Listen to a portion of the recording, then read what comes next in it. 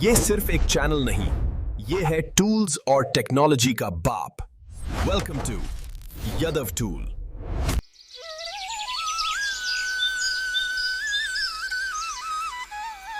एक समय की बात है, बिहार के एक छोटे से गांव रतनपुर में मनोहर नाम का एक कुम्हार रहता था। उनके छोटे से मिट्टी के घर में उनकी पत्नी सुमित्रा और 17 साल का बेटा सूरज रहते थे। मनोहर बहुत ही बेहतरीन मिट्टी के बर्तन और मूर्तियां बनाता था, लेकिन प्लास्टिक के ज़माने में अब उसकी कला की कोई कद्र नहीं थी। मिट्टी के बर्तन बिकते नहीं थे, जिससे घर का खर्च चलाना मुश्किल हो गया था। एक दिन सुमित्रा ने कहा, सुनिए जी, आज घर में पकाने को सिवाय चावल के कुछ नहीं है। दाल का डिब्बा एकदम खाली है। अब क्या होगा? अरे सुमित्रा, तुम धीरज रखो।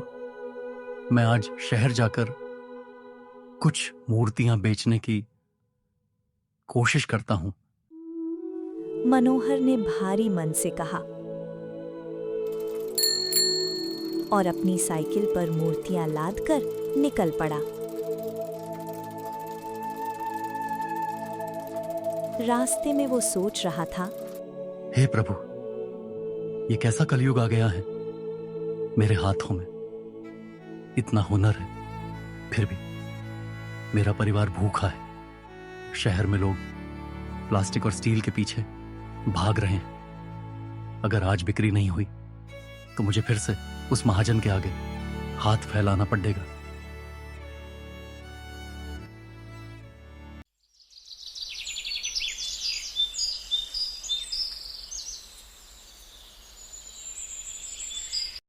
शाम को मनोहर खाली हाथ और उदास चेहरा लिए लौटा। उसकी एक भी मूर्ति नहीं बिकी थी। अब उसके पास गांव के महाजन ठाकुर गजेंद्र सिंह के पास जाने के अलावा कोई चारा नहीं था। ठाकुर गजेंद्र बहुत ही घमंडी और क्रूर इंसान था। पांव लागी ठाकुर साहब, मनोहर ने डरते हुए कहा। अरे आओ मनोहर, का हाल है? काहे आए हो आज? फिर से पैसा चाहिए का? ठाकुर ने अपनी मूंछों पर ताव देते हुए पूछा। जी मालिक, क्या बताऊं, धंधा एकदम मंदा है। घर में राशन नहीं है। कृपा करके 5,000 रुपए उधार दे देते तो बड़ी मेहरबानी होती। अरे मनोहर, पिछला हिसाब तो चुकता नहीं हुआ, पर चलो, तुम पुराने आदमी हो, 5,000 दे देंगे, लेकिन ब्याज 10% लगेगा। और अगर 6 महीने में नहीं दिया तो तुम्हारा वो पुश्तैनी चाक और घर का आंगन हम लिखवा लेंगे। मनोहर के पसीने छूट गए। मालिक 10% बहुत ज्यादा है, थोड़ा रहम खाइए। लेना है तो लो, वरना रास्ता ना पो। ठाकुर ने कड़क आवाज में कहा। मरता क्या ना करता, मनोहर ने पैसे ले लिए। घर आकर उसने सुमित्रा को पैसे दिए, लेकिन उसके चेहरे पर चिंता साफ थी। सूरज ये सब देख रहा था। उसने मन ही मन सोचा, पिताजी दिन रात मिट्टी में सने रहते हैं, फिर भी हमें 2 वक्त की रोटी के लाले हैं। मुझे कुछ करना होगा।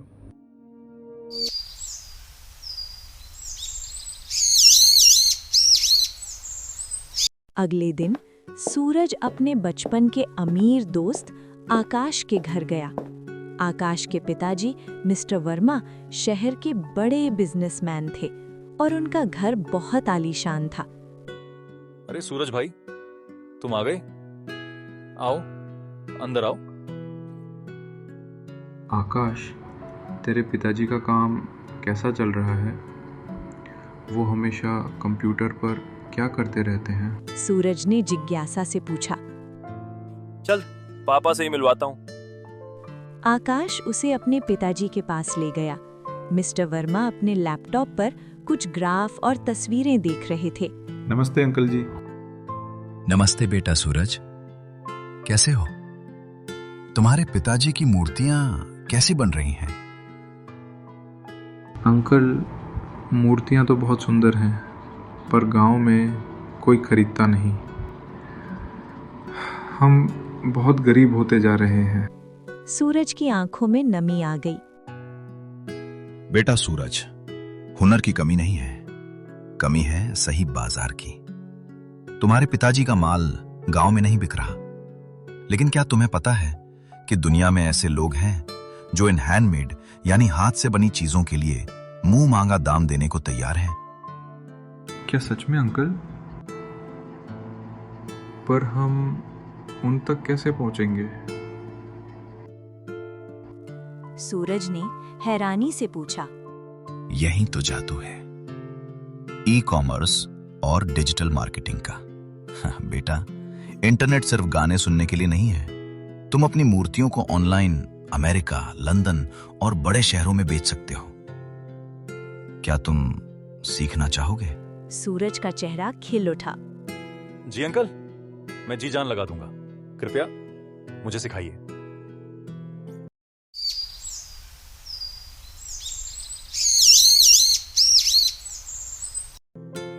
अगले दिन से सूरज और आकाश की ट्रेनिंग शुरू हुई। मिस्टर वर्मा ने उन्हें समझाया। देखो बच्चों, सबसे पहले समझो ब्रांडिंग क्या है। तुम्हारी मूर्ति सिर्फ मिट्टी का टुकड़ा नहीं, एक कला है। इसकी फोटो ऐसी होनी चाहिए कि देखने वाले का मन मोह ले। फिर आता है लिस्टिंग, यानी सही शब्दों में उसका वर्णन करना। और सबसे जरूरी है पैकेजिंग, ताकि ग्राहक तक सामान सही सलामत पहुंचे।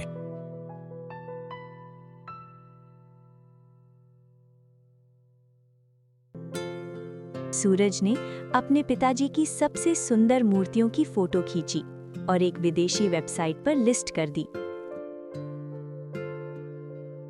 शुरुआत में कुछ नहीं हुआ। 15 दिन बीत गए।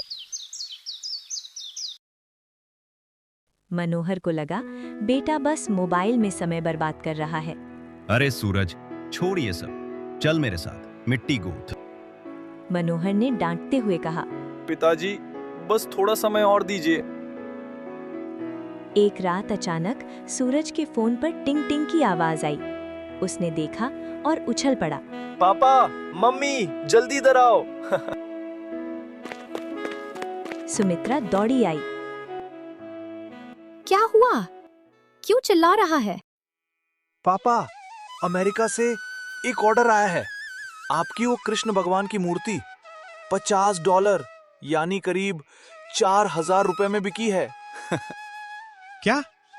एक मूर्ति के 4000 रुपए? मनोहर को यकीन नहीं हुआ।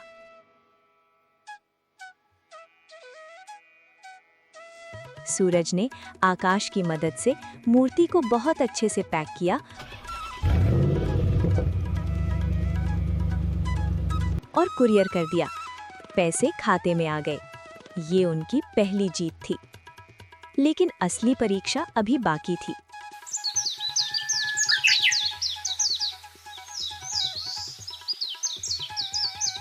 अगले महीने सूरज को एक बड़ा ऑर्डर मिला, 100 मूर्तियों का। लेकिन जल्दबाजी में उसने पैकिंग में थोड़ी कंजूसी कर दी। जब पार्सल ग्राहक के पास पहुंचा तो 10 मूर्तियां टूटी हुई निकली। ग्राहक ने बहुत बुरा रिव्यू दिया और पैसे वापस मांग लिए। सूरज हताश होकर बैठ गया। अंकल, मुझसे गलती हो गई। अब मेरा अकाउंट बंद हो जाएगा। मुझे बहुत बड़ा नुकसान हुआ है। बेटा सूरज, व्यापार में गिरना बुरा नहीं है, गिरकर ना उठना बुरा है। याद है मैंने कस्टमर सैटिस्फैक्शन यानी ग्राहक संतुष्टि के बारे में क्या कहा था? अपनी गलती मानो, माफी मांगो और उसे नई मूर्तियां फ्री में भेजो। यही विश्वास तुम्हें बड़ा बनाएगा। सूरज ने वैसा ही किया। उसने ग्राहक से माफी मांगी और अपनी जेब से पैसा लगाकर दोबारा मजबूत पैकिंग के साथ मूर्तियां भेजी। ग्राहक इतना खुश हुआ कि उसने न सिर्फ अच्छा रिव्यू दिया बल्कि एक बहुत बड़ी कंपनी को सूरज का नाम सुझाया। 6 महीने बीत गए। अब सूरज लैपटॉप लेकर अपने पिताजी के साथ बैठता था।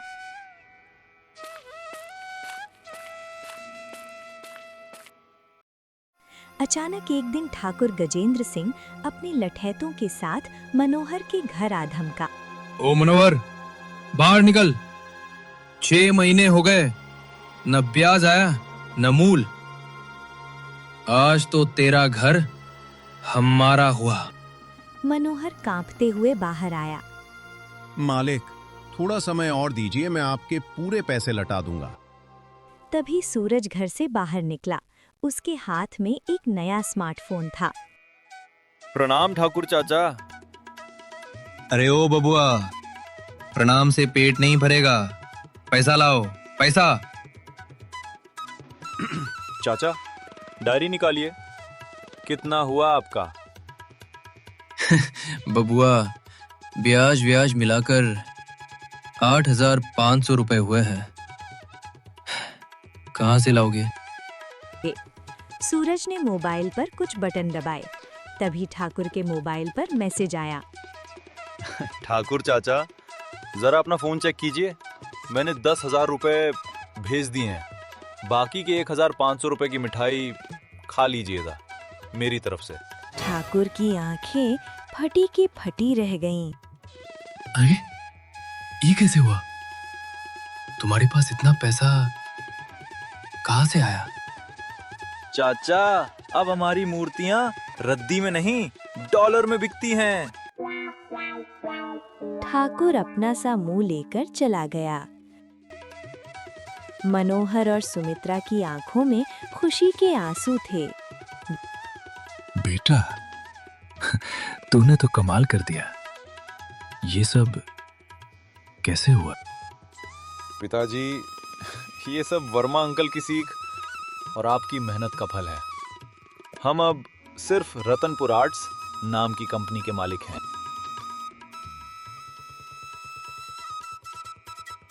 समय बीतता गया। सूरज ने दिन रात मेहनत की। उसने गांव के बाकी कुम्हारों और कारीगरों को भी साथ जोड़ लिया। अब पूरा गांव सूरज की कंपनी के लिए सामान बनाता था। 1 साल के अंदर एक बड़ी विदेशी कंपनी ने उनके साथ 2 करोड़ का कॉन्ट्रैक्ट साइन किया।